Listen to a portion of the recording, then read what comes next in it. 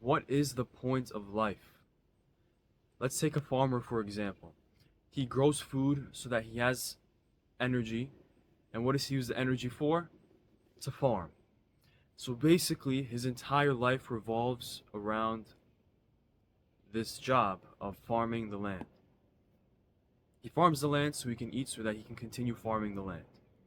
That is not a very meaningful and fulfilling life. It's not a very purposeful life. But that is what most people do. They work so that they can eat and have resources so that they can continue to work. It's like it's a loop. But what's the point? A couple months ago, about a year ago, I saw it the same way, that it's very important to just work hard and work hard, work hard. That's all life is about. It's all about work.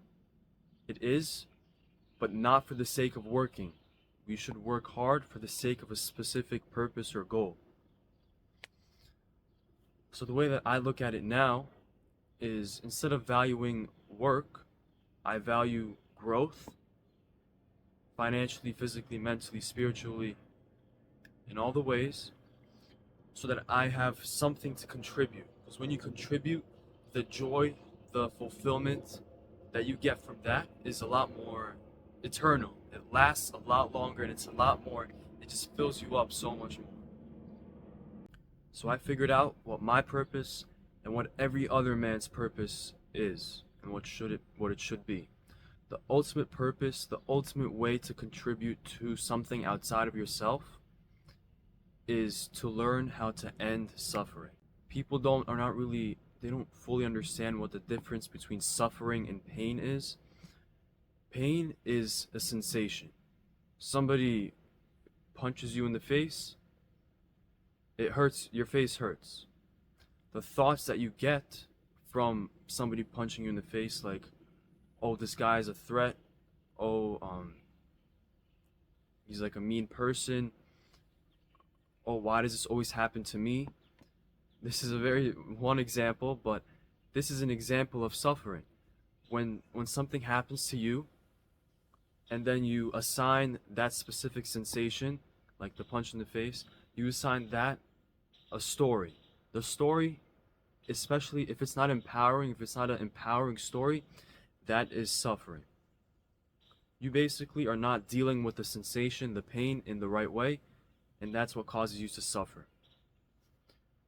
And I realized the ultimate purpose, the ultimate way that we can contribute is to help people understand how to get past that suffering so that they can process the pain and then use it to become better.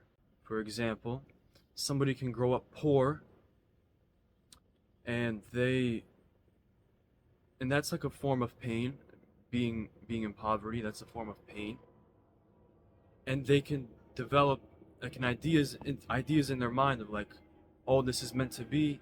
I'm supposed to be poor for the rest of my life. It's impossible for me to get rich. They're causing themselves to suffer because of the story that they tell themselves. That's the difference between suffering and pain. Pain is a sensation, suffering is you not dealing with the pain in the right way. You tell yourself a negative story cuz like that's just the easy way out. So what is the ultimate purpose? It's to help others end suffering. And how do you do that? You first have to end suffering within yourself. We have character traits, we have actions, we have thoughts and words that come out of our mouth, like thoughts that we produce. All these things, we need to become aware of them and realize that they are the source of suffering. And if we turn it around, we can use them to empower us rather than break us down. So my purpose is to master my thoughts, my character traits, my speech, and my actions. And you have to do it so much, you have to become such a master of it that it starts to overflow, and you start to pour in this light, this goodness, this consciousness, this awareness into other people. And this can take form in any way.